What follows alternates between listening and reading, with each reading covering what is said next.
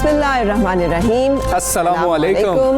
मैं फरा और मैं हमजा। खुशामदीद आप सबको सुबह सवेरे पाकिस्तान में। अच्छा फरा, ऐसा नहीं लग रहा कि वीक का ना आखिरी दिन है, हालांकि दूसरा दिन है। मतलब मैं इसलिए ये बात कर रहा हूँ कि मुझे ये फील हो रहा है कि मैं सुस्त फील कर रहा हूँ। सर्दी की वजह से है या वैसे कोई मसला है? सर्दी की वजह से है ना। सर्दी आप भी फील कर रही हैं? तो और क्या, मतलब कितनी घंटे की नींद आप लेते हैं?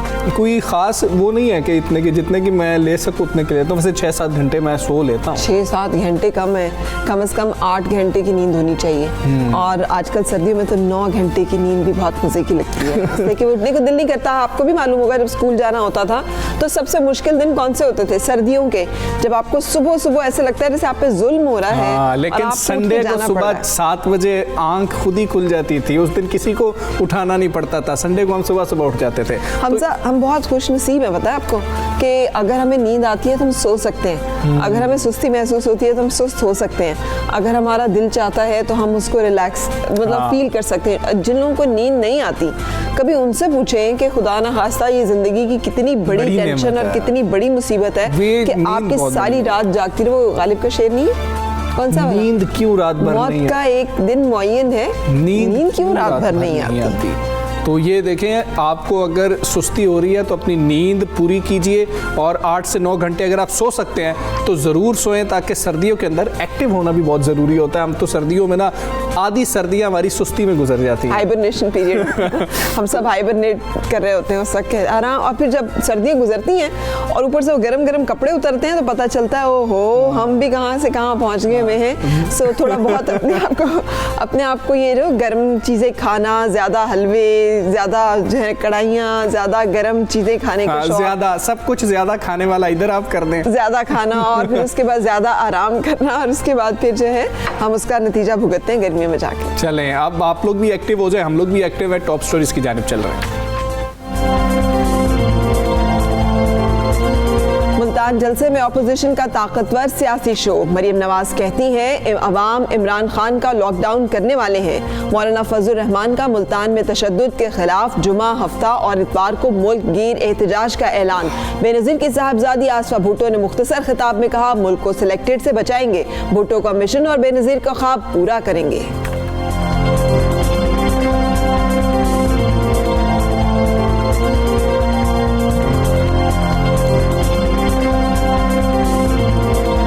पीपल्स पार्टी का पंजाब और सिंध में दोहरा मयार। एक तरफ कोरोना से बचाव के लिए पब्लिक सर्विस मैसेज, दूसरी तरफ मुल्तान में जलसे की भी जिद। पब्लिक सर्विस मैसेज में आवाम को मास्क इस्तेमाल करने की तलकीन, मगर जलसे में आवाम को कोरोना फैलाव की दावत।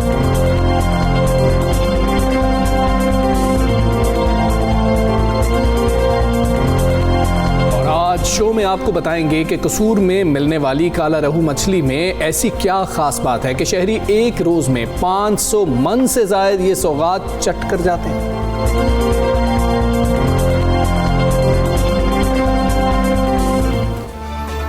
कितनी चट कर जाते हैं हमजा? ये मैं अंदाजा लगा रहा था तो ये 5 यानी कि 20,000 किलो। कितने लोग मिलके खाते होंगे ये कसूर तुम्हारे नजदीक? I think we should go and see कि क्या है इसमें। हाँ, ये बहुत मजे की है, आपको हम जरूर खिलाएंगे। और आपने ये नहीं कहना कि पता नहीं किस तेल में बनी हुई है, पता नहीं रास्ते में है, पता नहीं क्या, ये नहीं कहना, हम आपको जरूर खिलाएंगे। लेकिन खैर, सबसे पहले हम बात कर रहे हैं, कल यही बात होती रही, कल नजरें इसी चीज पर मरकूज रही। पाकिस्तान में कोरोना वायरस से शरह अमवात तो 2% से बढ़ गई हैं, मगर अपोजिशन इत्तेहाद ने हुकूमती पाबंदी और कोरोना एसओपीज दोनों की धज्जियां उड़ाते हुए मुल्तान में सियासी पंडाल सजाया। अपोजिशन रहनुमाओं ने हुकूमत पर ताबड़तोड़ हमले किए और वजीर आज़म से इक़्तिदार छोड़ने का मुतालबा कर दिया। मरियम नवाज ने जलसे से खिताब करते हुए कहा बुज़दिल हुक्मरान कोरोना के पीछे छुप रहे हैं, ये कोरोना नहीं हुकूमत के जाने का रोना है। अब अवाम इमरान खान का लॉकडाउन करेंगे। बिल्कुल ऐसी बातें की गई। और कोविड-19 से पहले कहा गया कि कोविड-18 को घर भेजना जरूरी है। ये मरियम नवाज ने क्या कहा, आपको सुनाते हैं।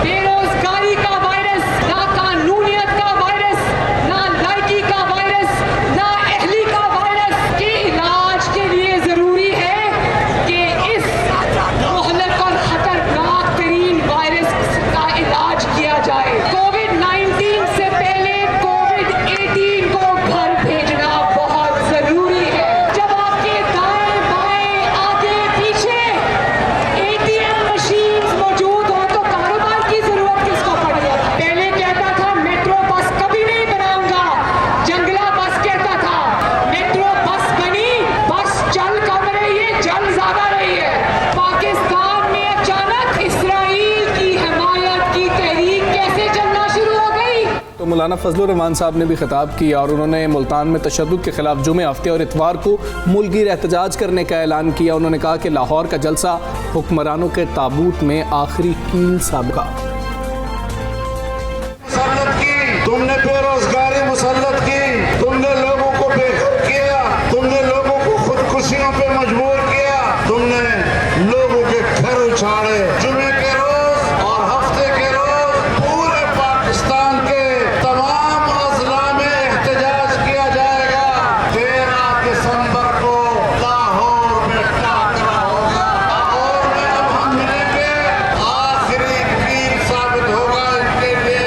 वहां से इनका जनाजा निकलेगा और लाहौर से फिर हमने इस्लामाबाद तक इनका पीछा करना है, जब तक कीरत तुम दबाकर मुल्क नहीं छोड़ेगा। जी, वैसे बड़ी एक्साइटमेंट थी हमजा कल, और सही कहूँ तो मुझे भी एक्साइटमेंट थी। I also wanted to hear Aseefa Bhutto जो हैं उनका कैसा खिताब होता है। ये पहली दफ़ा जब वो इतने बड़े, जैसे कि बाकायदा तौर पर सियासी इनिंग्स का आगाज किया। हाँ, सियासी इज्तिमा और सियासी जलसे से खिताब करेंगे। बड़ी सेंटिमेंटल मोमेंट्स भी थे उसमें, जब उन्होंने रंग भी तकरीबन वो पहना हुआ था जो बेनज़ीर साहिबा ने पहना था। साबिक वज़ीर आज़म बेनज़ीर भुट्टो की छोटी साहबजादी आसफा भुट्टो ने मुल्तान में PDM का मेला लूट लिया। बेनज़ीर भुट्टो शहीद का अंदाज अपनाया। मुख्तसर खिताब करते हुए कहा, मुल्क को सिलेक्टेड से बचाएंगे, हम गिरफ्तारियों से डरने वाले नहीं। आपने आज अपना फैसला दे दिया है, इस सिलेक्टेड को आप जाना होगा। जिस तरह आपने दफ्तर मशरिक के साथ किया, इसी तरह मैं उम्मीद करती हूँ कि आप चेयरमैन बिलावल भुट्टो ज़रदारी के साथ देंगे। मैं भी आपसे वादा करती हूँ कि इस मिशन पे मेरे हर कदम पर चेयरमैन बिलावल भुट्टो ज़रदारी के साथ है। रहूंगी। अगर ये हमारे भाइयों को गिरफ्तार करेंगे तो ये याद रखें कि पाकिस्तान पीपल्स पार्टी के हर औरत जिद्दोजहद के लिए तैयार है। जुल्फ़िकार अली भुट्टो का मिशन और शहीद मोहतरमा बेनज़ीर भुट्टो के ख्वाबों को पूरा करेंगे और अपने मुल्क को, इस मुल्क की अवाम को इस सिलेक्टेड हुकूमत से बचाएंगे। बड़ा जानदार छोटा मुख्तसर खिताब था लेकिन जामे था। उन्होंने क्लियर किया कुछ बातें, उन्होंने ये भी क्लियर की जी, ये बिलावल का उन्होंने जब नारा लगाया और फिर क्लियर किया कि मैं उनके पीछे होंगी, तो कई सवालात थे कि क्या अब ये तो नहीं लीड कर जाएंगी, 2 लीडर सामने आ जाएंगे। खैर, PDM के मुल्तान जलसे के दौरान कोरोना SOPs की खुल्ला खिलाफ वर्जी तो की गई है। मरियम नवाज, मौलाना फजलुर रहमान, यूसुफ रजा गिलानी वहाँ पर मौजूद थे स्टेज में हर वक्त, और दीगर रहनुमाओं ने मास्क कभी पहन लेते थे, कभी उतार लिया जाता था, लेकिन इकट्ठे ही खड़े होते थे। कारकुनों की अक्सरियत भी मास्क के बगैर नजर आई, लेकिन आसिफा को हम देख रहे थे वो इशारा बार बार कर रही थी कि मास्क पहने, अगर मास्क लाए होंगे तो मास्क पहनेंगे। मास्क रखना भी अपने पास जो है ये भी एक बड़ी जिम्मेदारी है। अक्सर लोग जो है कई दफ़ा गाड़ी में आप बैठे होते हैं, हमसे मास्क नहीं लगाया होता और आप बाहर निकल जाते हैं, जैसे मेरे साथ होता है, वहाँ जाकर मुझे आता है मास्क तो गाड़ी में रह गया, फिर आप वापस आते हैं, फिर आप मास्क निकालते हैं। लेकिन हम बात कर रहे हैं इस वक्त मुल्तान जलसे की और आपको अपडेट कर रहे हैं, तो वह ये कि वज़ीर रेलवे शेख रशीद अहमद ने मौलाना फजलुर रहमान को बंद गली में ना जाने का मशवरा दे दिया। कहते हैं मौलाना बहुत आगे निकल रहे हैं, उन्हें कहता हूँ बंद गली में ना जाएं। इसी तमाम तर सूरत हाल पर अभी बात कर लेते हैं। सीनियर तज्ज़ियाकार नासिर बेग चुगताई साहब हमारे साथ मौजूद हैं। चुगताई साहब अस्सलामु अलैकुम। सर, सबसे पहले तो ये बता दीजिएगा कि ये तासुर कितना दुरुस्त है कि पूरा दिन पंजाब हुकूमत ने कैंपेन किए रखी, बल्कि 2-3 दिन कैंपेन किए रखी कि जलसा नहीं होने देंगे, फिर आखिर में कहा गया कि जी कि हमने इजाज़त दे दी है, तो क्या जलसा कामयाब बनाने में पंजाब हुकूमत का भी हाथ है कि लोगों की नज़रें इतनी ज़्यादा थी जलसे पे? मैं इस जलसे के ख़िलाफ़ था, मैं 2-3 चैनल पे बात कर चुका था कि PDM को जलसा नहीं करना चाहिए। वबा की कैफियत है, फैला है, कोरोना है वगैरह वगैरह, लेकिन पंजाब हुकूमत ने भरपूर कोशिश की, अपनी पूरी ताकत लगा दी और तमाम सलाहियतें फिरदौस आशिक खान से लेकर फयाज चौहान और चीफ मिनिस्टर तक सब ने अपनी ताकत लगा दी कि जलसा हो जाए, कामयाब हो जाए। किस तरह कामयाब? चुनाचे कामयाब हो गया। वो सरकार पंजाब ने जो उनको सहूलतें फराहम की वो उनको मिल गई। बात यह है कि आप कदे लंतरानी ना किया करें, चीखे ना मारें। आपको कोई काम करना है काम कर लें आप। आपको जलसा रोकना था, जलसा आप रोक देते, कोई मसला नहीं था। आप लाहौर हाई कोर्ट से एक ऑर्डर ले आए जाकर, इस्लामाबाद हाई कोर्ट का ऑर्डर मौजूद है। आप लाहौर हाई कोर्ट से एक ऑर्डर ले आते कि जलसा ना करें आप, गैर कानूनी ये कोरोना है, वबा फैली हुई है, वबा और फैल जाएगी। वो नहीं किया आपने। आपने शिबली फराज ने कहा ऐसा मारेंगे कि भागने की जगह नहीं मिलेगी। फिरदौस आशिक आवान साहबा ने कहा आहानी हाथ इस्तेमाल करेंगे। चीफ मिनिस्टर साहब ने कहा कि बच के कोई नहीं जाएगा, जलसा नहीं होगा, लेकिन सब बच के चले गए, पुलिस को पीछे हटना पड़ा। बात ये है कि जब आप लोगों को उकसाएंगे, जब वायलेंस करेंगे, ये मैं देखें, मैं 45 और 50 ईयर्स के करीब मैं रिपोर्टिंग कर चुका हूँ और एडिटर डायरेक्टर आपके भी रह चुका हूँ, मैं हेड ऑफ चैनल भी रह चुका हूँ। एक बड़ा मैंने दौर देखा है इस पूरी सूरत हाल का। मुझे ये जो कल जो 3 रोज़ में मुल्तान में हुआ, मुझे ऐसा लगा जैसे औलख का ज़माना वापस आ गया। ऐसी होता था कि चारों तरफ पुलिस फैली हुई है, FC लगी हुई है, और बीच में से गौस बसिंजो और बेनज़ीर भुट्टो एक छोटी सी कार में बैठ के निकलते हैं और घुस जाते हैं लियारी में, और फिर लियारी में हो आवाम में आम होते, हज़ारों लोग होते, जलसा हो जाता है वहाँ पर। तो ये सूरत हाल थी, और पंजाब गवर्नमेंट ने, मुबारक हो पंजाब गवर्नमेंट को, उससे जलसा कराया और कामयाब जलसा कराया। अच्छा, ये बताइएगा कि ये जो आखिरी वक्त पे रिवर्स किया उन्होंने फैसला, एहसास हो गया था गवर्नमेंट को कि वो नाकाम हो गए हैं, नहीं रोक पाएंगे, या फिर उन्हें फिर ये एहसास हुआ कि नहीं जलसा तो होने देना था, हम गलत कर रहे थे? ये लास्ट मोमेंट जो ट्विस्ट है उसके बारे में आपका क्या ख्याल है? और दूसरा, लाहौर में भी जलसा होना है और राना सनाउल्लाह ये कह रहे हैं कि हमने अगर वहाँ पर रोका गया तो उसके नताइज भी अच्छे नहीं होंगे। तो आपके ख्याल में पंजाब हुकूमत उस जलसे को भी इतनी ही शद्दोमत के साथ कामयाब करने जा रही है? मेरा ख्याल है सुबह ये फैसला हुआ, कल की सुबह, कि हमसे गलती हो गई। मैं सुन रहा था मखदूम शाह महमूद साहब को, वो बीपर पे थे, और जब मुझसे पूछा गया, प्रिसाइज क्वेश्चन था कि मुल्तान में ये हो रहा है, तो उन्होंने कहा कि भाई चाहिए पोजीशन को बड़ा दिल करे, जलसा ना करे, लेकिन इंतज़ामिया को अक्ल का मुजाहरा करना चाहिए। जलसे होने दें, अगर वो जलसे करना चाहते हैं ऐसा ना करें। गालिबन वहाँ से कोई देखिए बहुत क्लियर बात है, फेडरल गवर्नमेंट में 2 लॉबीज थी, एक लॉबी जलसे के खिलाफ थी और एक जलसे के हक में थी। आखिर में प्रिवेल किसने किया वो आपके सामने आ गया कि पुलिस को पीछे हटना पड़ा, और पुलिस जिस तरह पीछे हटी वो अजीब रिट्रीट था। एक बुजदार साहब कह लें, शिबली फराज साहब कह लें कि हमने परमिशन दे दी, बिल्कुल यकीन परमिशन दी, जब भी पुलिस पीछे हटी ना, लेकिन परमिशन पहले क्यों नहीं दे दी आपने? बिल्कुल ठीक, रुकावट पहले क्यों नहीं डाली आपने? आप, मैं कह रहा हूँ बार बार, अदलिया से एक ऑर्डर ले आते आप, और अदलिया आपको ऑर्डर दिए थी। बिल्कुल, अगर आप रोकना चाहते तो ये तरीका मौजूद था। नासिर बेग चुगताई साहब, आसिफा भुट्टो के हवाले से बता दीजिएगा कि उनको लाने का मकसद क्या है, ज़रूरत क्या पेश आई? क्या वो मकसद मरियम नवाज़ का जो तासुर है अवाम के ऊपर वो ज़ायल करना है, या फिर बिलावल के ऊपर तो ऐसे कोई केसेस भी नहीं है कि ये खौफ हो कि उनको जेल जाना पड़ेगा तो फिर मामलात जो हैं ख़राब हो जाएंगे तो आसिफा होंगी? क्या आसिफा ने कल क्लियर कर दिया कि मैं बिलावल के पीछे हूँ, उनके साथ नहीं हूँ? जी बिल्कुल, उन्होंने कह दिया, नारे लगाए उन्होंने बिलावल के, जी कदम बढ़ाओ बिलावल, हम तुम्हारे साथ हैं। नवाज शरीफ का नारा था ये, लतीफ़ा भी है, बिल्कुल नवाज शरीफ साहब नारे लगते थे कि कदम बढ़ाओ नवाज शरीफ, हम तुम्हारे साथ हैं, और जब पलट के देखा था कोई पीछे नहीं था। ये वाकया भी है। तो उसने भी आसफा, मेरा ख्याल है आसफा को तैयार तो किया गया है, आसफा को माँ ने तैयार किया, बेनज़ीर ने तैयार किया क़यादत करने के लिए, लेकिन ज़ाहिर है कम उम्र थी, लड़काना में नॉमिनेशन फाइल किया था जब 7-8 दिन की उम्र कम थी, हाँ जी, तो ज़ाहिर है वापस लेना पड़ा नॉमिनेशन। बिलावल तो चेयरमैन रहेंगे, ये तयशुदा बात है, और ये भाई बहन मेरे ख्याल है बख्तावर पॉलिटिक्स में नहीं आएंगी। भुट्टो ख़ानदान का एक आदमी जो होता है पॉलिटिक्स से दूर होता है, उगता जाता है। तो सनम भुट्टो का मैं आपको मिसाल देता हूँ कि सनम भुट्टो लानत भेजती है पॉलिटिक्स पर, लेकिन उन्होंने पाला है इन तीनों को, उनके पले पैदा खाला किया।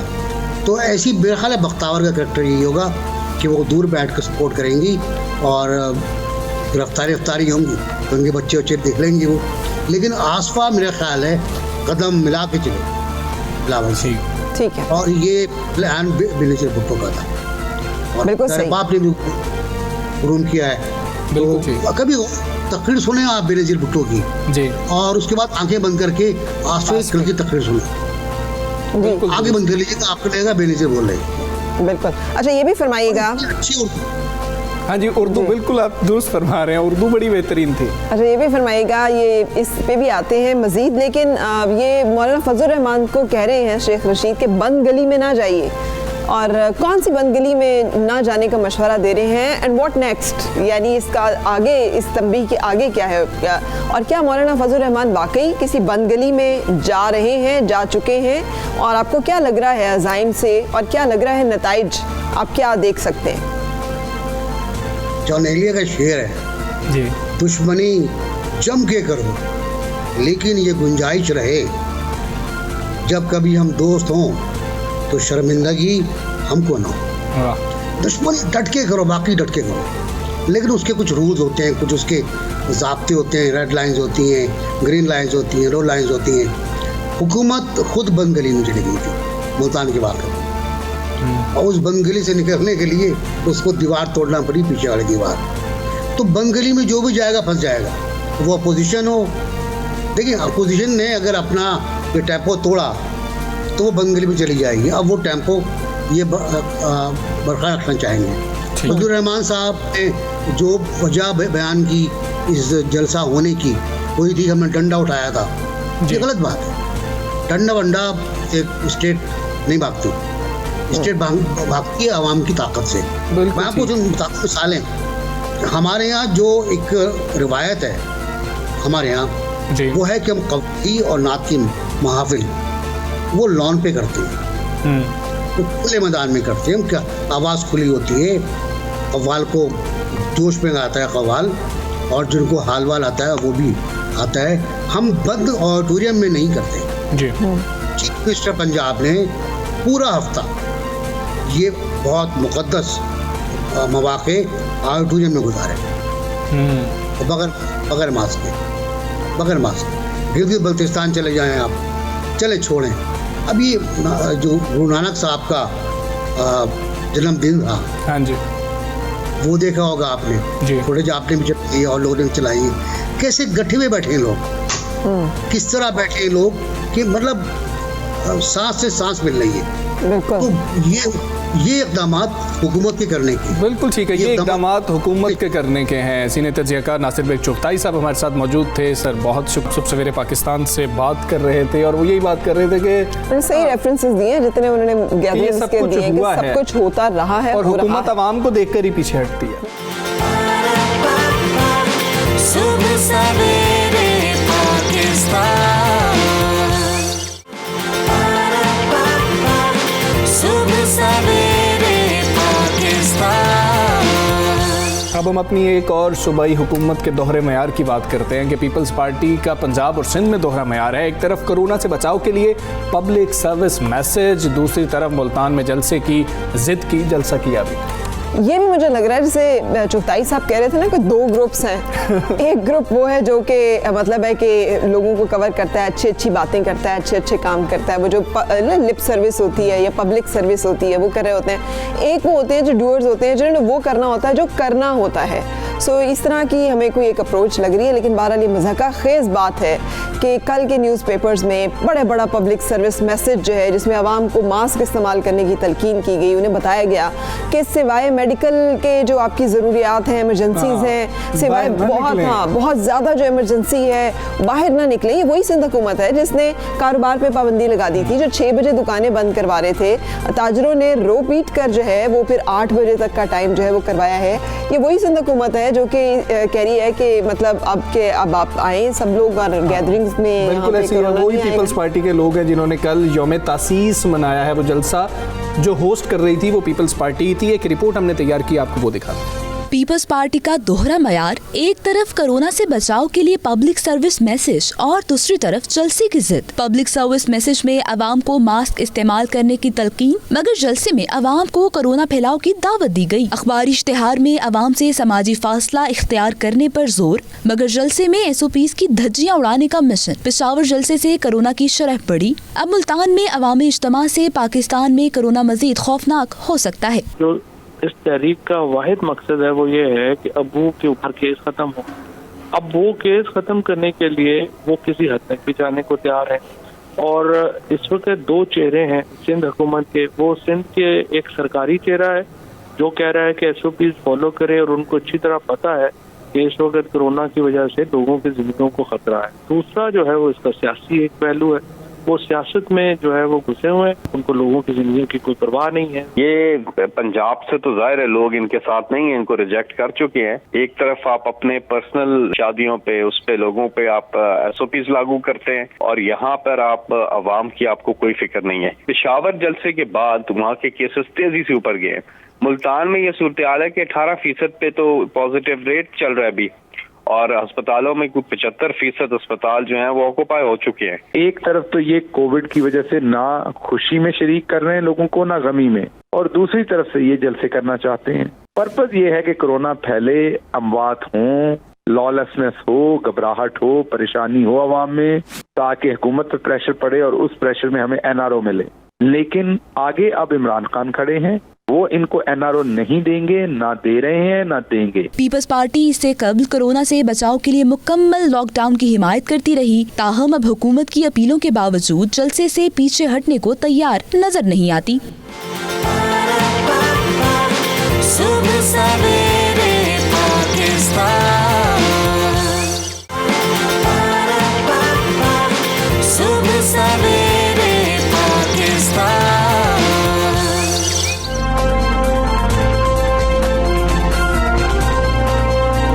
वेलकम बैक सुबह सवेरे पाकिस्तान। आप देख रहे हैं एक ऐसे इशू की बात करेंगे जो बहुत अलार्मिंग है और हमारे यहाँ उसके बारे में आगाही अभी भी उतनी नहीं पाई जाती जितनी खौफनाक शरह के साथ ये फैला हुआ है पाकिस्तान में।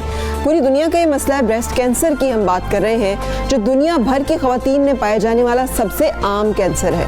और पाकिस्तान के हवाले से बात करें तो जो आदाद शुमार हैं वो बेहद तशवीशनाक है।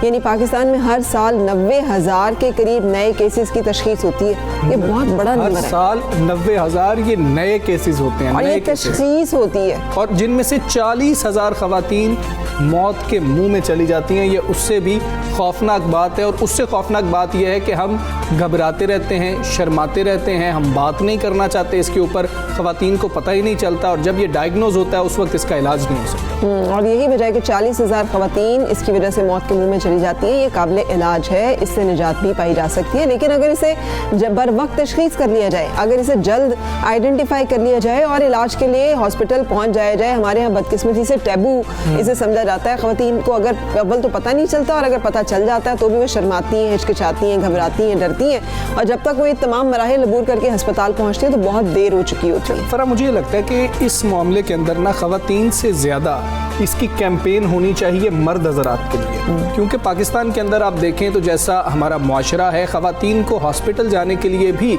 अपने शौहर से बात करनी पड़ती है। जो घर में मर्द हज़रात होते हैं उनसे बात करनी पड़ती है, तो वो उन मर्द हज़रात को बताना कि ये कितना अहम मामला है, ये बहुत ज़्यादा ज़रूरी है। I have very embarrassing experience prenatal care में। खवातीन को जाना पड़ता है और जाना चाहिए जहाँ पे डिफरेंट अल्ट्रासाउंड्स और आपके डिफरेंट जो है टेस्ट वगैरह होते हैं। So once upon a time when I was in that phase, तो मैं गई हॉस्पिटल और वहाँ पे चूँकि मैं तो अकेली थी तो वहाँ पे जो खातून थी उनके साथ उनके हस्बैंड थे और आप यकीन करें कि वो खातून की सारी डिटेल्स जो हैं वो उनके हस्बैंड उससे शेयर कर रहे थे। तो आई वाज कि अच्छा इतने केयरिंग हस्बैंड्स भी होते हैं, जो कि होना चाहिए कि वहाँ पर रिस्पॉन्सिबिलिटी जो आप कह रहे हैं ना कि मर्द जहाँ पर रिस्पॉन्सिबिलिटी लेता है वो रिस्पॉन्सिबिलिटी ज़ाहिर है फिर वो उसे निभाने की कोशिश भी करता है। चूँकि वो बच्चे की पैदाइश के मरहले को ही अपनी जिम्मेदारी समझता है औरत की सेहत को लेके, उसे ये नहीं मालूम कि उस माँ की सेहत और ज़िंदगी भी बहुत अहम है।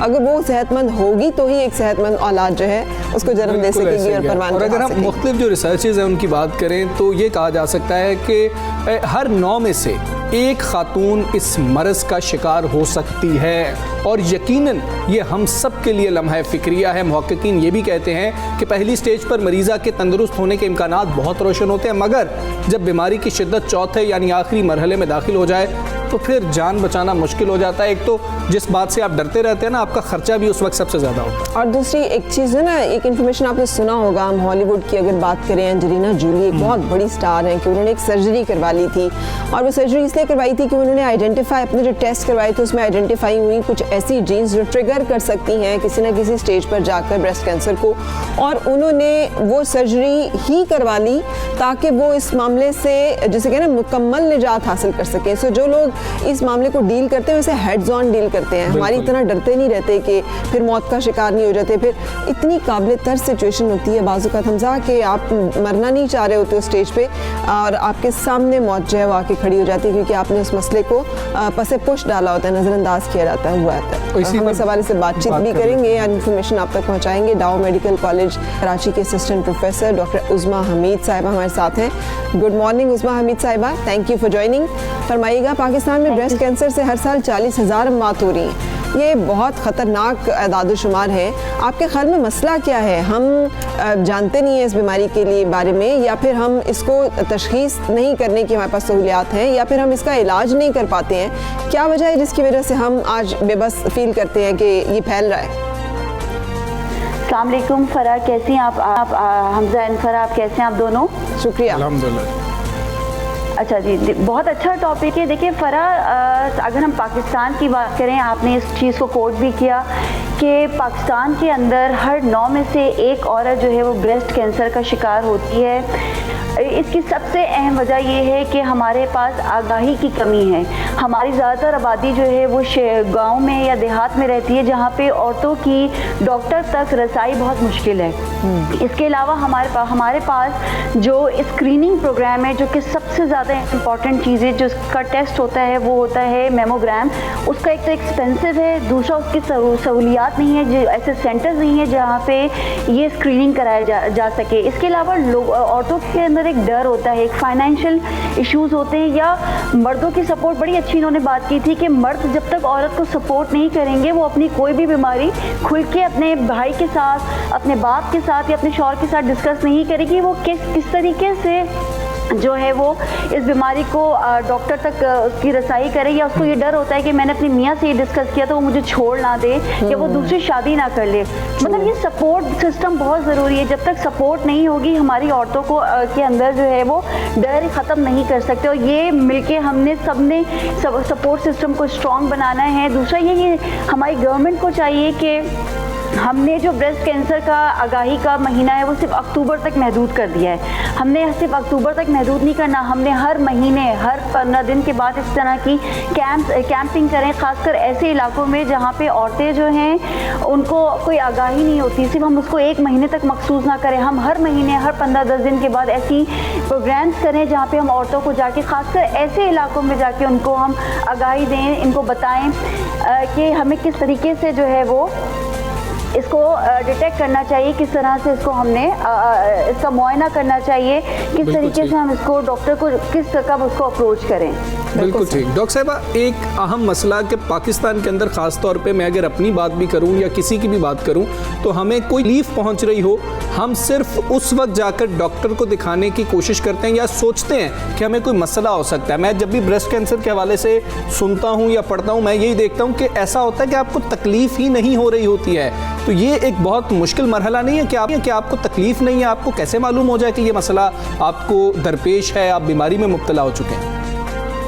देखिए बिल्कुल ऐसा ही है। इसमें जो हम आगाही का महीना, जो हम ब्रेस्ट कैंसर की आगाही का महीना करते हैं, उसमें मैं आपसे ये कह रही हूँ इस तरह की कैंपेन होना चाहिए कि देखिए इसका मेमोग्राम हो गया, ये अल्ट्रासाउंड हो गया, ये एक एक्सपेंसिव टेस्ट है जो कि हर किसी की अप्रोच में नहीं है। तो हम इस तरीके से बेसिकली जो सबसे सिंपलेस्ट टेक्निक है वो ये है सेल्फ ब्रेस्ट एग्जामिनेशन। तो हमें अपने नर्सेस को, अपने स्टाफ को इस तरह से ट्रेन करना चाहिए कि हम औरतों को हर महीने किस तरह से उनको बताएं कि अपना सेल्फ एग्जामिनेशन करना है, छाती का किस तरह से मुआयना करना है कि उनको कोई भी गुठली, सूजन या कोई एबनॉर्मल डिस्चार्ज बहता हुआ नज़र आए अपने छाती से, तो फ़ौरन डॉक्टर को रुजू करना है, भले आपको तकलीफ हो या ना हो।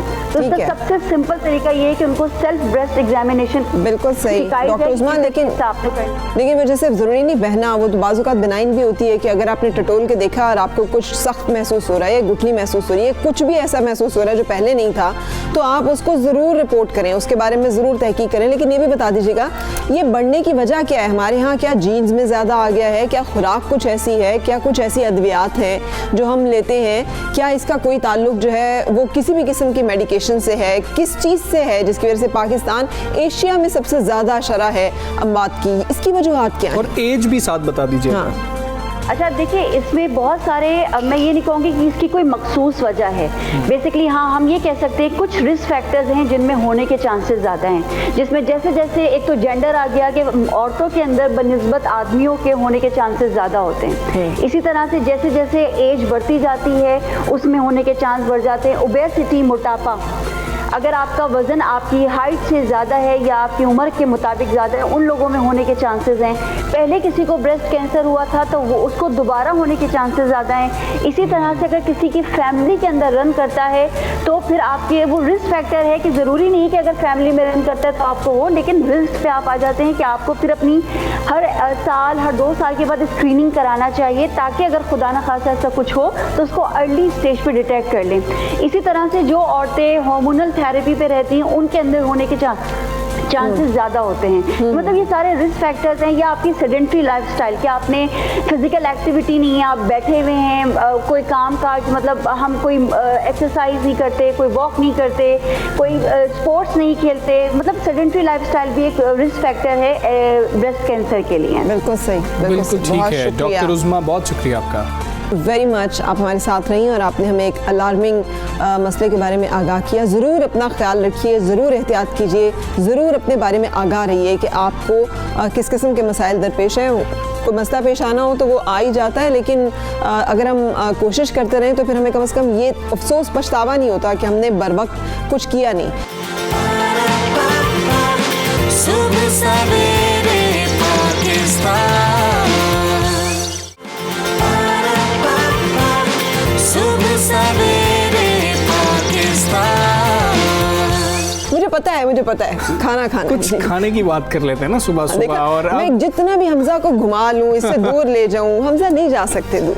मैं आपको खाने की तरफ लेके जा रहा हूं और फरा से मैंने वादा किया था प्रोग्राम जब शुरू हुआ कि हम इनको भी लेके जाएंगे। वैसे और तो मैं टिकटॉक वीडियो बना के आपको दिखाऊंगी कि लेके गए कि नहीं लेके। वैसे तो कसूर की बात की जाए तो अजीम सूफी बुजुर्ग हज़रत बाबा बुल्ले शाह रहमतुल्लाह अलैह और सुरों की मलिका मैडम नूर जहाँ के हवाले से ये बहुत मशहूर है, दुनिया में माना जाता है। मगर इस शहर में दरिया सतलुज के पानियों की एक ऐसी सौगात भी है जो सर्दियों की आमद के साथ ही लोगों को यहाँ खींच लाती है। मैंने आपको बताया था कि कितने मन, पता नहीं कितने मन, 500 मन, 20,000 किलो खा जाते हैं। ओह माय गॉड हमजा, कितने लोग वहाँ पे होंगे? ये कि दूर दूर से आते हैं लोग खाना खाने के लिए। तनवीर शाहिद से पूछते हैं, तनवीर वहाँ पर मौजूद है। तनवीर बताइए कि क्या ख़ास है इस मछली में? जी बिल्कुल हमज़ा, फरा सादिया, अगर कसूरी फ़िश की बात की जाए, मौसम सरमा की आमद के साथ ही कसूर का जो नाम है वो पूरी दुनिया में गूंजता है कसूरी फ़िश के हवाले से। यूँ तो यहाँ जो है वो बहुत किस्म की मछली पाई जाती है। दरियाए सतलुज का काला रहू है वो अपनी लज्जत की वजह से पूरी दुनिया में मशहूर है और यहाँ लोग इसको खाने आते हैं। हम सबसे पहले बात करेंगे जो दूर दूर से लोग आए हैं वो इसका ज़ायका उनको कैसा लग रहा है। लास्ट कोई 10 ईयर्स से मैं फ़िश फ्राई कर रहा हूँ, टेस्ट में कोई कंप्रोमाइज़ नहीं, टेस्ट इनका बड़ा मज़ेदार है। मेरा ये बेटा है मूसा, इसकी बर्थडे है और हम लोग सारे सेलिब्रेट करने ही सही है। इनकी फ़िश बहुत अच्छी लगती है, इसकी बहुत अच्छी थी, टेस्ट वेरी नाइस है और आप बहुत फ्रेश फ़िश थी। आपने दिखा दें आप इस कैमरे में, हमने सारी ख़त्म की है अभी। हमज़ा, फरा सादिया, आपने सुना कि किस तरह दूर दूर से लोग आकर इस मछली को खा रहे हैं, पसंद कर रहे हैं। काला रहू को हाफ फ्राई किया जाता है, तवे में जो है वो किया जाता है। ये तवा फ़िश के नाम से मशहूर मछली है यहाँ की कसूर की। दरिया सतलुज के नीले पानियों की जो मछली है वो सिर्फ 1-2 दुकानों से मिलती है और फिर तवे की जो फ़िश है जो सरसों के ऑयल में जो है वो डीप फ्राई की जाती है वो मिलती है आपको खाने के लिए मगर उसके लिए जो है कसूर आना पड़ेगा। और मछली का ज़ायका जो है वो आपको पता ही है कि कसूरी मछली हो, सर्दी का मौसम हो और इंसान जो है घर में हो, बच्चे उसको पसंद ना करें तो ये कैसे मुमकिन है। जी बिल्कुल, मुझे ना तनवीर की ये बात बहुत पसंद है। पहले इन्होंने हमें कसूरी अंदर से खिलाए थे, अब मछली इन्होंने सुबह सुबह हमें जो है ना दिखा और इन्होंने इतना बड़ा भर के हमें भेजा, फिर हम पूरी टीम ने बैठकर अंदर से खाए मजे से और एंजॉय किए। Thank you Tanveer for that. लेकिन मछली का भी इंतजाम खुद जाएंगे। नहीं, अच्छा खुद जाएंगे वहाँ पर जाके खाएंगे। आपको मैंने उन्होंने कोई कसर नहीं छोड़ी। एक तो दरिया की होनी चाहिए नंबर 1, नंबर 2 वो सरसों के तेल में फ्राई हुई भी, तो क्या बात है। अगर इस तरह की कोई मछली जो है वो अवेलेबल है और मिल सकती है तो ये तो ट्रीट। फराह खाते हुए कैसी शक्लें बना रही हैं वो भी मैं आपके साथ शेयर करूंगा। मैंने ये गाना तो सुना हुआ था, जुत्ती कसूरी पैरी न पूरी, हाय रब्बा सानू टुरना पिया। लेकिन अब ये मछली कसूरी जो है इसका भी हमजान हमें और तनवीर ने। अब एक ब्रेक की तरफ बढ़ रहे हैं। Stay with us.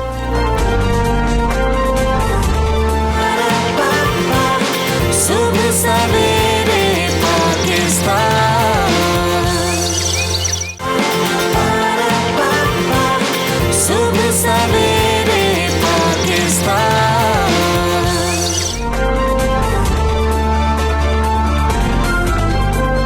Welcome back. और इससे पहले कि हम अपनी बातों में उलझे, एक नजर डालेंगे टॉप स्टोरीज पर। थोड़ा रिलीफ, थोड़ी परेशानी। हुकूमत का अगले 15 रोज के लिए पेट्रोल की कीमत बरकरार रखने का फैसला। डीजल 4 रुपए महंगा, नई कीमत 105 रुपए 43 पैसे मुकर्रर। मिट्टी के तेल और लाइट डीजल की कीमत में कोई इजाफा नहीं किया गया।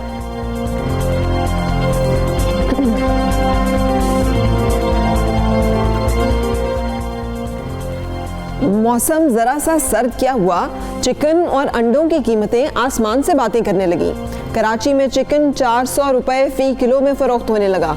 लाहौर में मुर्गी के गोश्त की ट्रिपल सेंचुरी और अंडों की डबल सेंचुरी।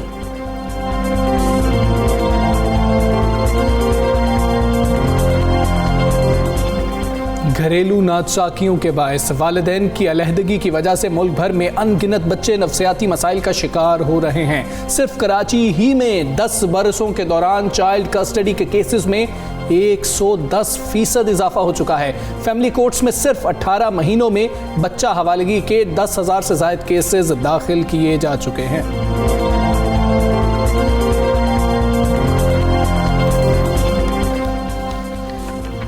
और अगर आपने सर्दियां शुरू होने के बाद से चॉकलेटी अखरोट नहीं खाए तो पेशावर के कारखानों बाजार से मंगवा लीजिए। मुनफरिद ड्राई फ्रूट्स की इस मार्केट और मौसम सरमा की और भी कई सौगातें यहाँ मौजूद हैं।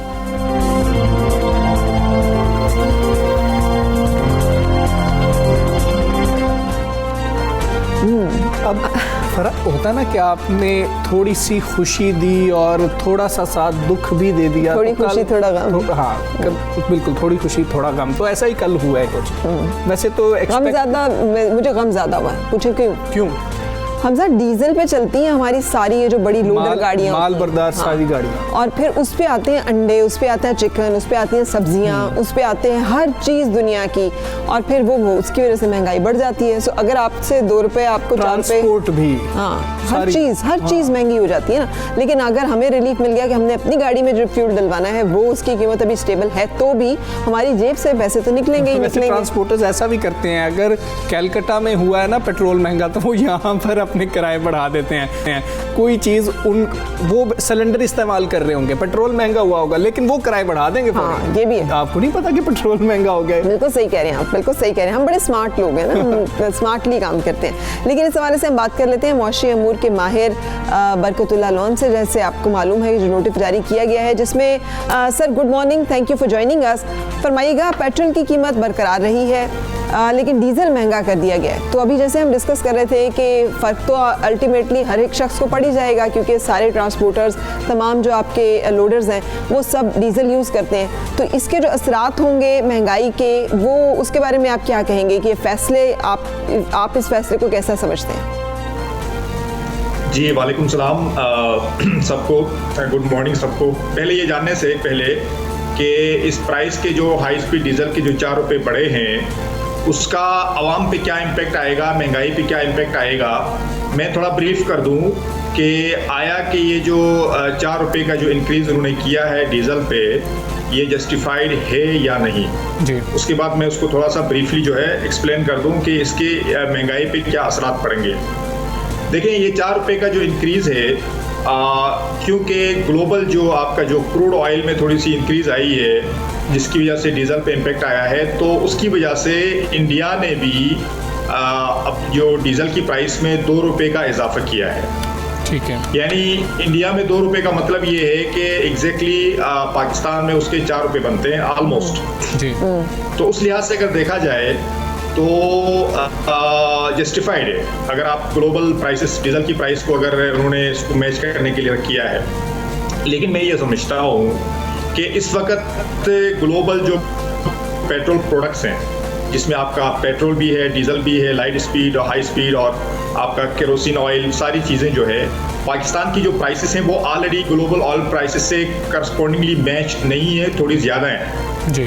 तो जब ऑलरेडी पेट्रोलियम प्रोडक्ट्स जो है ग्लोबल ऑयल प्राइसेस के हिसाब से ज़्यादा है, तो उसमें थोड़ी सी इंक्रीज़ जो हाई स्पीड डीजल की ग्लोबल प्राइस में हुई थी, उसका इम्पैक्ट फ़ौरन आवाम पे डालना मेरा ख्याल से मुनासिब नहीं था, क्योंकि आवाम ऑलरेडी जो है वो महंगाई में पिसी हुई है। और अभी जो मोहतरमा जो फरमा रही थी थोड़ी देर पहले, बिल्कुल बात सही है कि डीजल की प्राइस बढ़ने से क्या होता है कि उससे महंगाई बढ़ती है। पेट्रोल की प्राइस का जो कंज्यूमर है मेनली एलीट क्लास है, वो लोग हैं जो कारें यूज़ करते हैं, वो कारें वो लोग यूज़ करते हैं जिनके पास कार ख़रीदने की कैपेसिटी है, जो फाइनेंशियली स्टेबल होते हैं। लेकिन डीजल की प्राइस चूँकि हेवी व्हीकल्स आपके जो ट्रक्स हैं और आपके ट्रेलर्स हैं, जो हेवी आपके व्हीकल्स हैं, और वो उसमें यूज़ होता है। और ज़ाहिर है वो आपके जो ट्रक से, जैसे अभी बात हो रही थी जो कंज्यूमर गुड्स हैं, उसकी ट्रांसपोर्टेशन जो है वो ये हेवी व्हीकल जो आपके ट्रांसपोर्ट है उसके ज़रिए होती है। उसका कंज्यूमर जो है वो उसकी जो कंजम्पशन है वो डीजल है। बिल्कुल ठीक है। बरकतुल्लाह साहब, महंगाई बढ़ती है, 4 रुपये की जो इंक्रीज़ की गई है उससे यकीनन जो है वो महंगाई पे उसका इम्पेक्ट आएगा।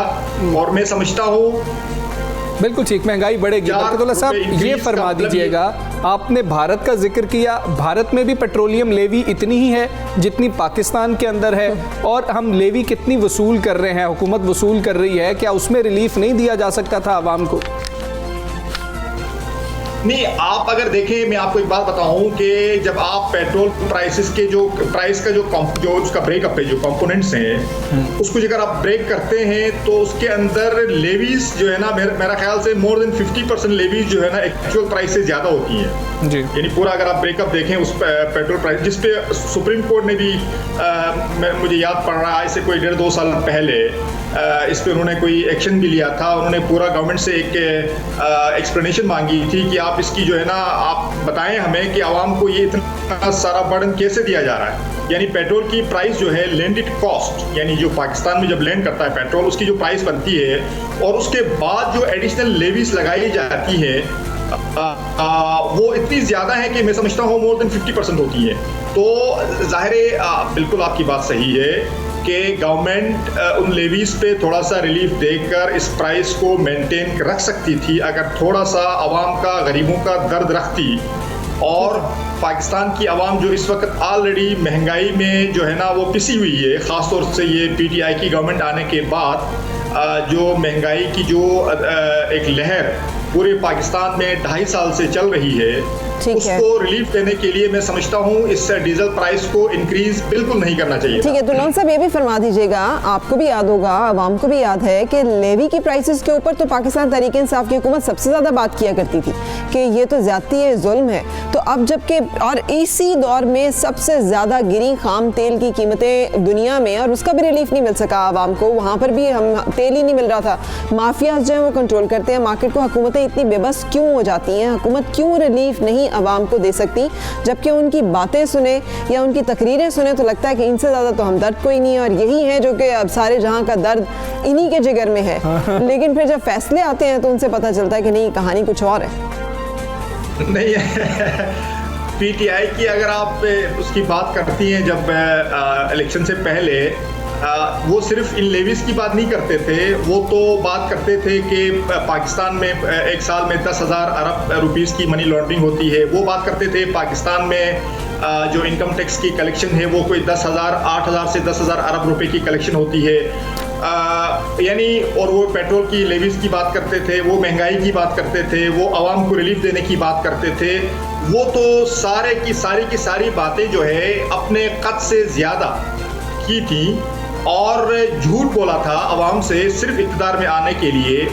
वो सारा झूठ बोल के, क्योंकि आवाम दो पार्टीज़ के बारियों से तंग आ चुकी थी, इसलिए जो है उन्होंने वोट कास्ट करके पीटीआई गवर्नमेंट को एक मौका दिया। लेकिन इन्होंने आने के बाद माशी पहलू में, जिसमें ज़ाहिर है ये petrol prices one of the components हैं, माशी फ्रंट पे मैं चूँकि एक माशी तजदीनगार की हैसियत से चीज़ों को बारीकी से देखता हूँ हर एंगल से, माशी फ्रंट पे बजाय कोई बेहतरी करने के उन्होंने तबाही मचाई हुई है।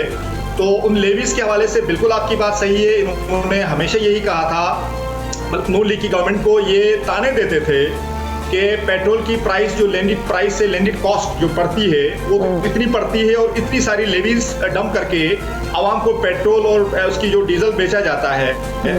तो आज ग्लोबल प्राइसेस जो हैं वो क्रूड की प्राइस को $45 पर बैरल है। उसके करस्पॉन्डिंग अगर आप थोड़ा सा मैच करें, पाकिस्तान में जो पेट्रोल की प्राइस इस वक्त 101 रुपया है, वो मेरे हिसाब से 60-65 से ज़्यादा नहीं होनी चाहिए। मैक्सिमम 70 रुपये हो सकती है।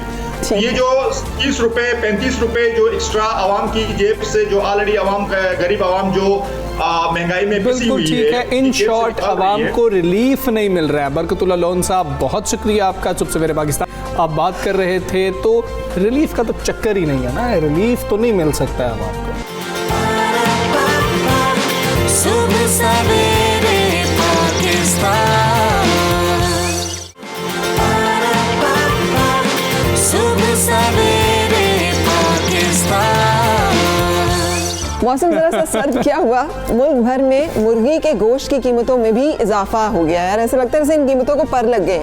हर रोज़ आप जाएं, अंडे आज कितने हैं, अभी की बात है कि अंडे जो हैं वो 100 रुपये, 150 रुपया, फिर 170, 180, फिर 190, 200 रुपये, और मुर्गी जो है वो 300 रुपये किलो। गरीब आदमी बेचारा क्या खाएगा हमजा, 300 रुपये किलो कौन अफोर्ड करेगा। अच्छा, ये डबल सेंचुरियाँ या तो न्यूजीलैंड वेस्ट इंडीज़ को मार रही है या यहाँ पर जो है ना अंडों की हो रही है। और दुकानदार कहते हैं कि डिमांड एंड सप्लाई का मामला है, तलब बढ़ जाती है ना। आपको पता नहीं है, ये तो बेसिक इकोनॉमिक्स के कॉन्सेप्ट्स हैं कि जी के तलब बढ़ जाएगी तो चीज़ महंगी हो जाएगी। आप लोगों को समझ नहीं आती। ज़ख़ीरा अंदोज़ों के बारे में क्या बताया गया है हमें उन ताजरों के बारे में क्या बताया गया है जो मुनाफाखोरी, नाजायज़ मुनाफाखोरी करते हैं, जो ज़ख़ीरा अंदोज़ी करते हैं, जो इस तरह की जब ज़रूरत के वक्त कीमतें बढ़ाते हैं, उनके बारे में हमें कुछ बताया गया है ना हमजा?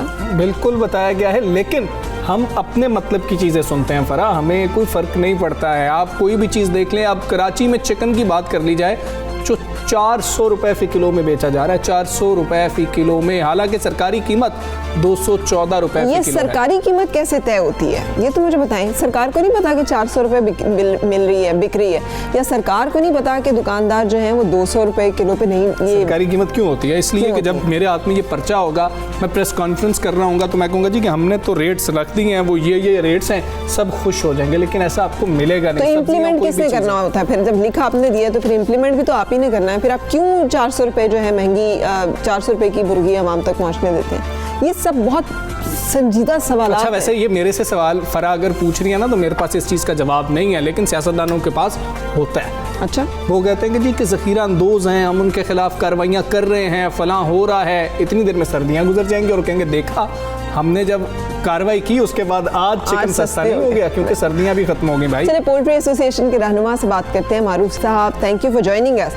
ये क्या हो रहा है सर? सर्दियों का आगाज़ हुआ है, अभी तो हल्की हल्की सर्दी जो है वो आई है मैदानी इलाकों में और कराची में, और चिकन और अंडों की कीमतें जो है वो आसमान पे जा पहुंची हैं। ये नाजायज़ मुनाफाखोरी हो रही है या फिर ये ब्लैक मार्केटिंग हो रही है? ये क्या है, क्या वजह है जिसकी वजह से कीमतें बढ़ रही हैं? बहुत शुक्रिया आपका मोहतरमा। आपने कहा कि ब्लैक मार्केटिंग हो नहीं सकती क्योंकि ये वो चीज़ है जिसको स्टॉक नहीं किया जा सकता। जैसा कि अभी आप ही साहब ने जो कहा है कि हम अपने मतलब की बात करते हैं। तो आप महंगाई की बात करते हैं, अगर मैं आपको रिकॉर्ड दिखाऊं और आपके कैमरामैन अगर दिखा सकें तो मुर्गी का रेट जो है 2014 में भी 220 रुपये था ज़िंदा मुर्गी का, और मुर्गी का जो गोश्त का रेट है वो भी तकरीबन 360 रुपये था। आज 5 साल 6 साल गुजरने के बावजूद जो है मुर्गी की कीमत आज भी 400 रुपये नहीं है। कराची के अंदर 360 रुपये किलो गोश्त बिक रहा है और लाइव बर्ड जो है वो 246 की है। उसके साथ साथ अगर मैं ये कहूँ कि जनवरी 2019 में फीड की कीमत जो है वो 2680 रुपये थी, जो दिसंबर 2020 में 3450 रुपये हो गई। 770 रुपये का फी बैग इजाफा हुआ है। उसके बावजूद आप अगर डेली बेसिस के ऊपर देखें तो आपको रेट की फ्लैक्चुएशन नज़र आएगी। जब डिमांड होती है और सप्लाई कम होती है तो रेट बढ़ जाता है, और सप्लाई ज़्यादा होती है और डिमांड कम होती है तो रेट नीचे आ जाता है। इसी तरीके से जो लेयर फार्मिंग है, जो अंडे देने वाली मुर्गियाँ पिछले 2 साल से मुसलसल लॉस कर रहे थे, कॉस्ट ऑफ प्रोडक्शन से बहुत कम सेल हो रही थी। उस वजह से काफ़ी फार्म बंद हुए और जो फार्म रह गए, अगर उस अंडे का भी देखें तो अगर 2012 में चले जाएँ तो 2012 में भी जो है वो रेट 4-4.5 हज़ार रुपये पेटी तक गया था। इस बार भी वो वही है, लेकिन कॉस्ट ऑफ प्रोडक्शन हम देखें तो कॉस्ट ऑफ प्रोडक्शन जो है वो मुसलसल बढ़ रही। डॉलर की कीमत 105 थी। हमारी 50% चीज़ें बल्कि 70% चीज़ें जो हैं वो पाकिस्तान से बाहर से आती हैं, और वो उनका सारा दारोमदार जो वो डॉलर के ऊपर होता है। जिस तरह सोयाबीन है और इस तरह मिनरल्स हैं, वाइटामिन हैं, वो सारे के सारे पाकिस्तान से बाहर से इम्पोर्ट होते हैं, जिनकी कीमतों में बेइंतहा इजाफा हुआ है। इंटरनेशनल मार्केट को भी आप देख लें वहाँ इजाफा, लेकिन मुर्गी की कीमत एकदम नहीं बढ़ाई जा सकती। उसकी वजह यही है कि डिमांड और सप्लाई के ऊपर है। मेरी बात थोड़ी सी सुन लीजिएगा, डिमांड और सप्लाई के ऊपर है, और डिमांड और सप्लाई के ऊपर जो है वो मुर्गी बिकती है, अंडा बिकता है। आज अगर खुदा ना खास्ता कोई वजह हो जाए, शादी ब्याह की मतलब दावतें खत्म हो जाए, तो मुर्गी का रेट एकदम नीचे। कल मुर्गी का रेट 246 रुपये था और आज मुर्गी का रेट 230 रुपये का। एक दिन में 16 रुपये का फर्क पड़ेगा। ये सिर्फ शादी ब्याह कम होने की वजह से। शादी ब्याह और मजीद कम हो गए तो ये इंडस्ट्री फिर एक दफ़ा डूब जाएगी, जैसे कि पहले हुआ था। जब कोविड आया था उसके बाद जो है वो चूजे लोगों ने नहरों में फेंके, लोगों ने फ्री में बांटे, मुर्गी लोगों ने फ्री में बांटी है। आप कहें तो मैं उसके क्लिप आपको बहुत सारी जगह के दिखा सकता हूं कि किस तरीके से लोगों ने लॉसेस किए हैं। मेरे पास पूरा रिकॉर्ड है। अगर आपके कैमरामैन दिखा सकें तो मैं एक एक चीज़ जो है ना पिछले 10 साल पुरानी भी दिखा सकता हूँ। मैंने आपसे यही कहा ना कि कॉस्ट ऑफ प्रोडक्शन बेइंतहा बढ़ी है। एक साल के अंदर 770 रुपये एक फीड बैग के ऊपर, जो 50 किलो का बैग है उसके ऊपर बढ़े, और वो तकरीबन 15 रुपये 40 रुपये 15.40 पैसे जो है वो 1 किलो के ऊपर जो फीड की कीमत बढ़ी है। तो ये कीमतें बढ़ने में क्यों, ये महंगाई जो सर हो रही है पोल्ट्री को अगर हम देख लें तो क्या इसमें कोई हुकूमत का अमल दखल है, या हुकूमत का तो इसमें कोई अमल दखल ही नहीं है? रेट इतना ही होना चाहिए था जितने पे ये बिक रहा है। देखिए मैं आपको बताऊं, अगर हम रेट मुकर्रर कर सकते हैं ना तो पूरा साल फिर एक जैसा रेट रहता। अगर आप इसको देखें, इस महीने के शुरू में, नवंबर के शुरू में रेट जो है वो 194 था और आखिर में 248 हो गया। अगर हम इसके पिछले महीने जाएं तो मुर्गी जो है वो 118 रुपये में बिक रही थी। 118 रुपये में, 138 रुपये में, 142 रुपये में। मेरे पास ये पूरा रिकॉर्ड है, एक एक दिन का रिकॉर्ड। अगर आप दिखा सकें तो एक एक दिन का रिकॉर्ड है कि डेली बेसिस के ऊपर मुर्गी का रेट जो है ना वेरिएशन करता है, कभी कम होता है कभी ज़्यादा होता है, और ये सारा डिमांड और सप्लाई पे। आज अगर डिमांड खुदा ना खास्ता ख़त्म हो जाए, देखेंगे 2 से 3 दिन के अंदर मुर्गी का रेट है वो 50 से 60 रुपये नीचे आ जाता है। बिल्कुल ठीक है, डिमांड एंड सप्लाई पर ही मुर्गी खाना बंद कर दें आप। बहुत शुक्रिया, थैंक यू सो मच। मुझे तो लगता है there is no regulatory body at all जो एग्जिस्ट ही नहीं करती, जो इन दोनों के यूज़र एंड सप्लायर जो है उसके दरमियान जिसने प्ले करना होता है कि रेगुलेट करे वो हर चीज़ को, कि उनका भी नुकसान ना हो और इनके साथ भी ज़्यादती ना हो। वो रोल हमें नज़र नहीं आता है, जिसकी वजह से तमाम जो बर्डन है या वो यूज़र पे पड़ जाता है या उसका नुकसान और खमियाजा जो है वो सप्लायर को भुगतना पड़ता है। बिल्कुल, 2 रेट्स नहीं निकलने चाहिए, हम तो ये बात कर रहे हैं। रेट एक निकलना चाहिए ताकि कोई तो जिम्मेदारी ले कि हाँ जी ये रेट हमने निकाला था और ये महंगा है, ये ज़्यादा है या ये कम है, उस पर बहस की जाए। बदकिस्मती से ऐसा लगता है जैसे हुकूमत का काम सिर्फ तकरीरें करना है, बाकी काम किसका है वो नहीं समझ आ रही कि वो काम किसने करना होता है, कि बातें करने के अलावा वो जो बातें की जाती हैं उनको अमली जामा जो है वो किसने पहनाना है। सुबह सवेरे पाकिस्तान, सुबह सवेरे पाकिस्तान।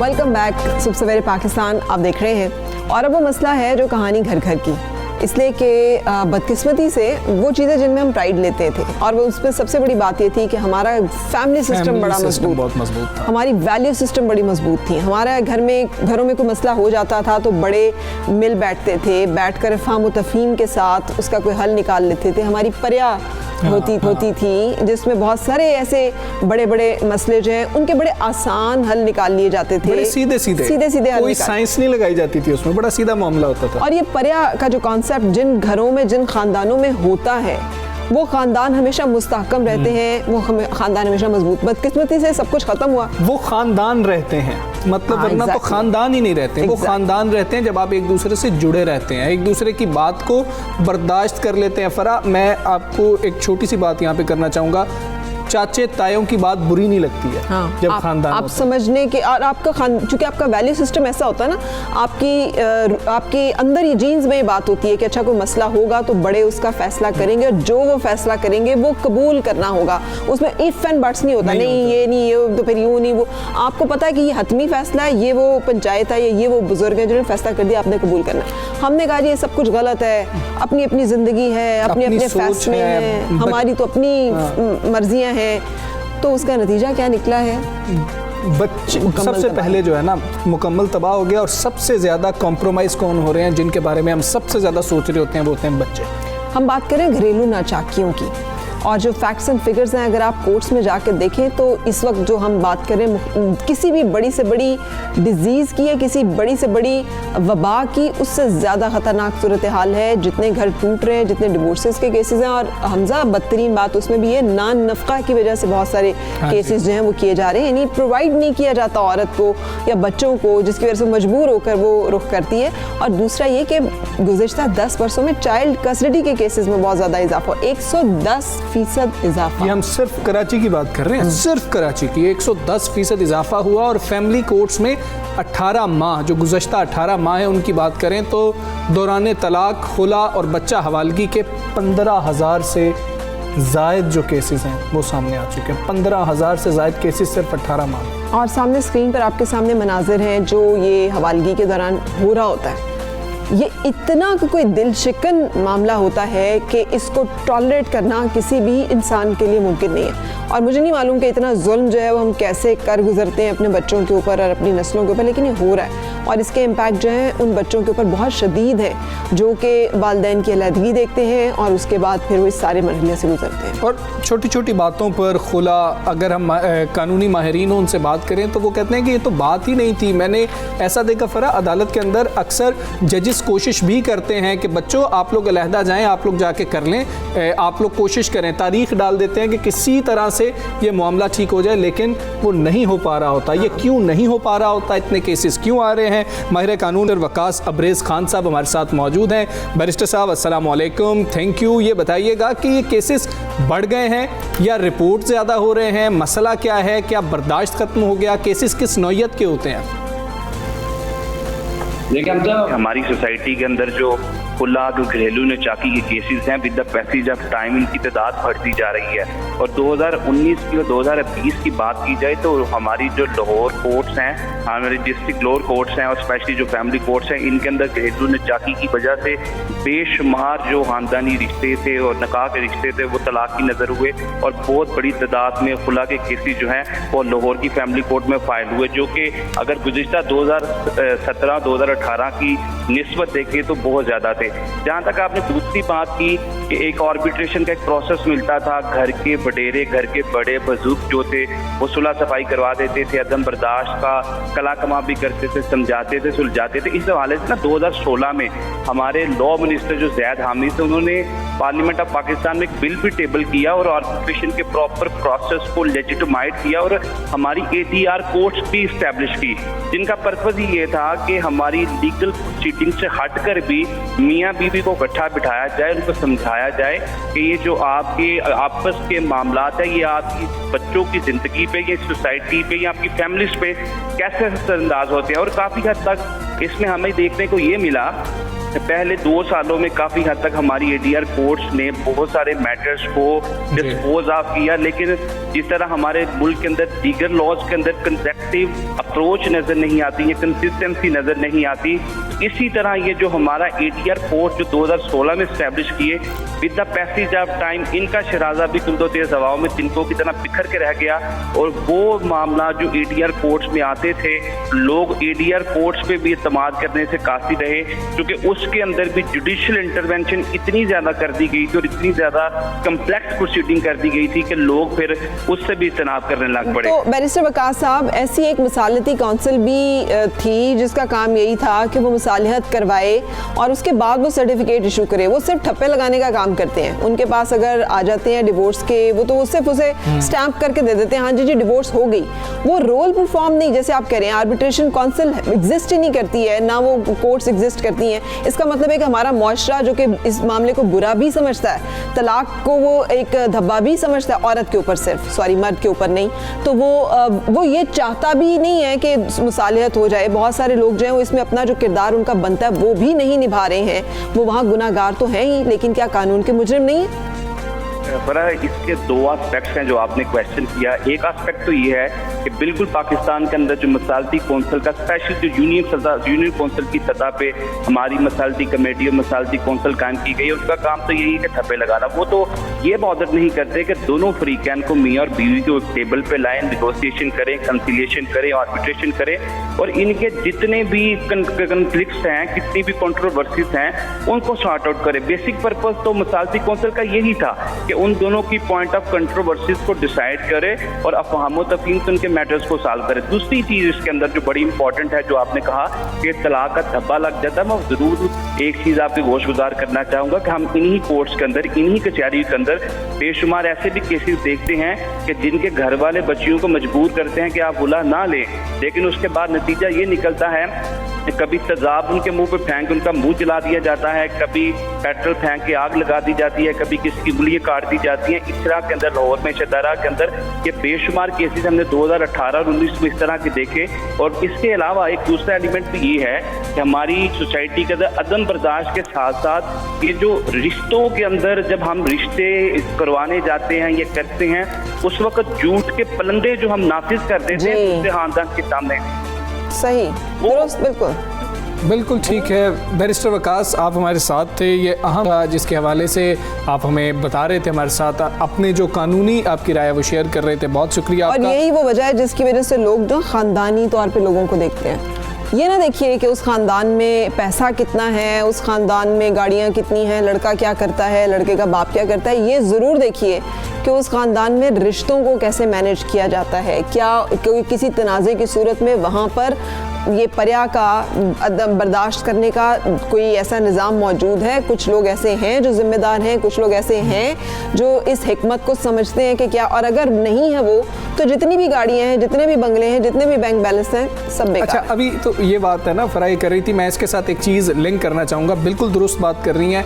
पहले जब शादियाँ होती थी हमने तो सुना है, देखा नहीं है ऐसा होता हुआ। अभी गाँवों में खैर ये चीज़ होती है, पंजाब के गाँव में तो मुझे पता है ऐसे ही होता है कि पूछते हैं, दादा का पूछेंगे, पर दादा का पूछेंगे, नाना का पूछेंगे, पर नाना का पूछेंगे कि जी कि उनकी कितनी शादियां थी, क्या था, अच्छा किसी की खानदान में तलाक तो नहीं हुई। अच्छा, ये सब कुछ कौन पूछ के जाता है? जो नाई मरासी करवा रहे होते हैं, रिश्ता करवा रहे होते हैं, और फिर दूसरी फैमिली जो है ओके करती है, और इन चीज़ों को ज़्यादा देखा जाता है। और लव मैरिजेस के नाम पे भी बड़ा मामला ख़राब है। एनीवे, ये इट्स अ होल टॉपिक जिसके ऊपर आप, क्योंकि हमारा सोशल फाइबर है, ये तबाह हुआ तो ना वैल्यूज़ आएंगी, ना कदरें आएंगी, ना सच बोलने का कोई कहेगा, ना ईमानदारी का कहेगा। एक ही होगा कि बस अदम बर्दाश्त, अदम बर्दाश्त। बिल्कुल ऐसे ही।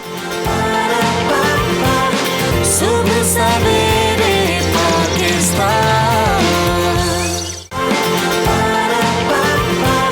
सुबह सवेरे पाकिस्तान।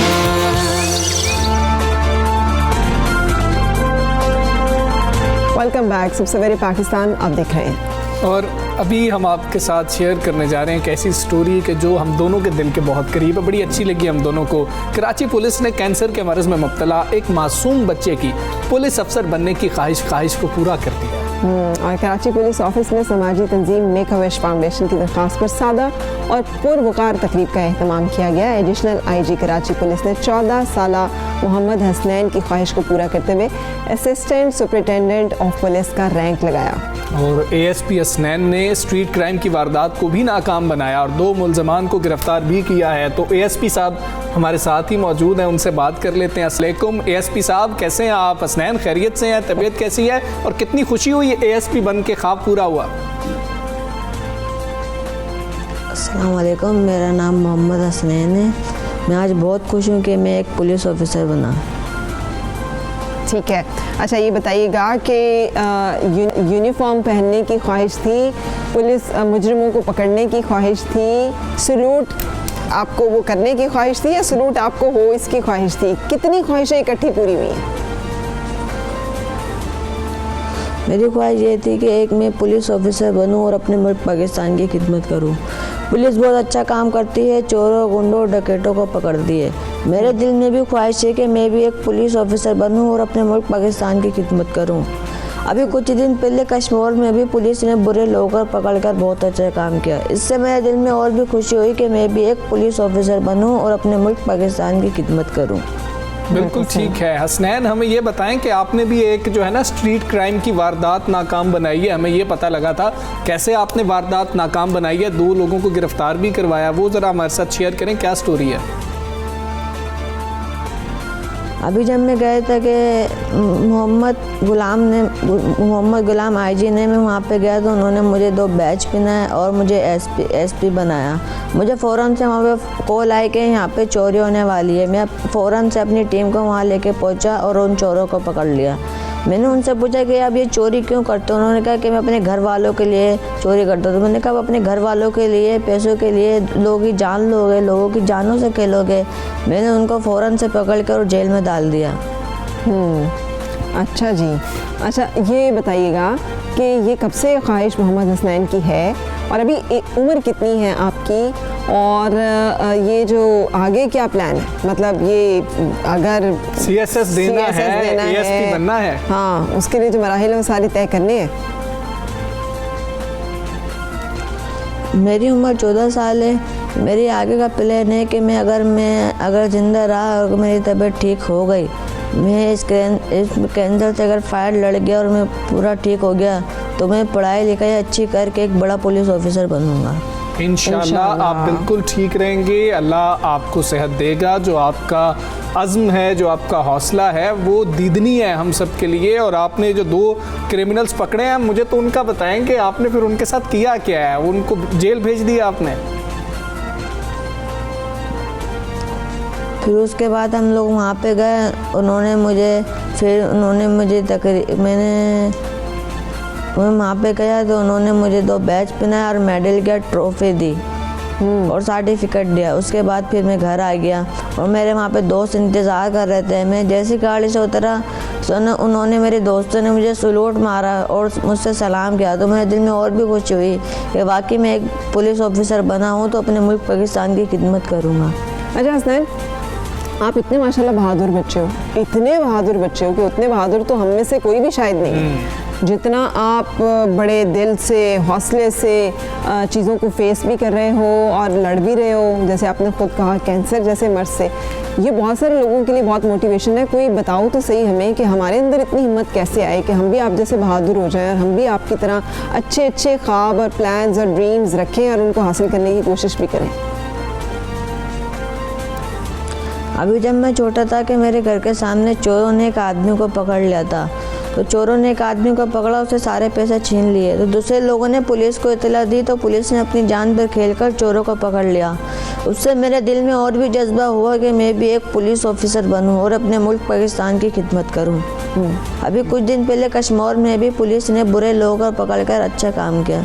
इससे मेरे दिल में और भी जज्बा पैदा हुआ कि मैं भी एक पुलिस ऑफिसर बनूं और अपने मुल्क पाकिस्तान की खिदमत। बिल्कुल हसनैन, आप पुलिस ऑफिसर बन गए, हम आपको सैल्यूट करते हैं। एएसपी साहब, अल्लाह करे कि आप बिल्कुल तंदुरुस्त हों, फिर आप CSS करें और आप वाकई तौर पर एएसपी बने और फील्ड में जो है अपनी खिदमत सर अंजाम दें। बहुत शुक्रिया हसनैन, आप आए कराची स्टूडियो, आपने सुबह सवेरे पाकिस्तान में शिरकत की। बहुत शुक्रिया, थैंक यू वेरी मच। और ये जो एक लाइन है ना जिसने हिला के रख दी अंदर तक, अगर मैं ज़िंदा रहा, so be thankful, let's be thankful. शुक्र है अल्लाह का कि जो हम सबको मुख्तलिफ आजमाइशों में डालता है और उनमें से निकालता भी है और हम पे अपना ख़ास करम का सिलसिला जो है वो रखता है। अब पेशावर के इलाके कारखानों मार्केट चलते हैं, पर क्या ख्याल है? हाँ, वहाँ ड्राई फ्रूट्स हैं भाई, खाना कैसे रह सकता है। सो हम आपको लेके चलते हैं, क्योंकि वहाँ पे कौन कौन से ड्राई फ्रूट्स मिलते हैं वहाँ चलकर ही आप देख सकेंगे। बिल्कुल ठीक है, वहाँ पर मौजूद है जहांगीर शहजाद, उनसे जान लेते हैं। जी जहांगीर, बताइए इस मार्केट में कोई आए तो क्यों आए?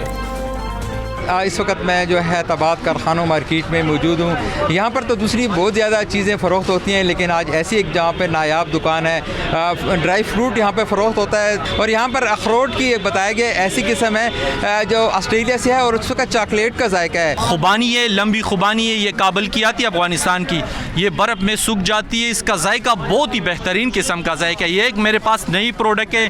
दूसरी इसमें मेरे पास ये अखरोट है जिसका जायका चॉकलेट के, ये ऑस्ट्रेलियन अखरोट है जो आपको कहाँ से, पाकिस्तान के कौन सी इसे भी आपसे नहीं मिलेगा, ये हमारे पास होते हैं। इसके अलावा सर मेरे पास ये ओनाब है, ये तुर्की की प्रोडक्ट है, ये बहुत बेहतरीन चीज़ है, ठीक है। इसके अलावा मेरे पास एक किस्म बादाम है जिसमें 4 किस्म का टेस्ट है, वो मैं आपको दिखा सकता हूँ, जिसमें काजू का जायका आता है, बादाम का और पिस्ते का और चनगोज़े का जायका आता है। ये एक बादाम 4 किस्म का टेस्ट इसमें है। मेरे पास ये अमेरिकन अखरोट है, ये मेरे पास एक नायाब किस्म की फ्रूट है।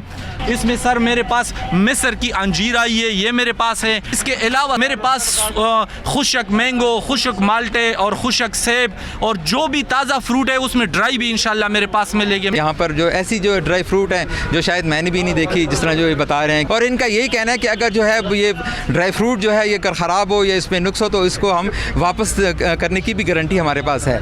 हम जो है बाकायदा वापस भी कर लेंगे।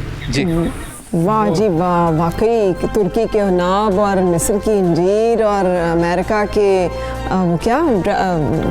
मुझे तो हैरानी हो रही थी कि इधर कोई क्यों नहीं जाए, लेकिन वो बहुत दूर है और मेरे पास एक ही समत का किराया है। अब इतनी दूर बंदा कैसे पहुंचे पेशावर में? ये तो आपने बहुत ही दिल गिरफ्त का, वो बहुत ही बेचारगी वाली दास्तान सुना दी। एक ही तरफ का किराया है, मैं जाऊंगा तो वापस नहीं आ सकूंगा, मैं वहीं खाता पीता रहूंगा। चलें ठीक है, हमें आज इजाज़त दीजिए दोनों को। अल्लाह हाफिज़, अपना बहुत ख्याल रखें आप।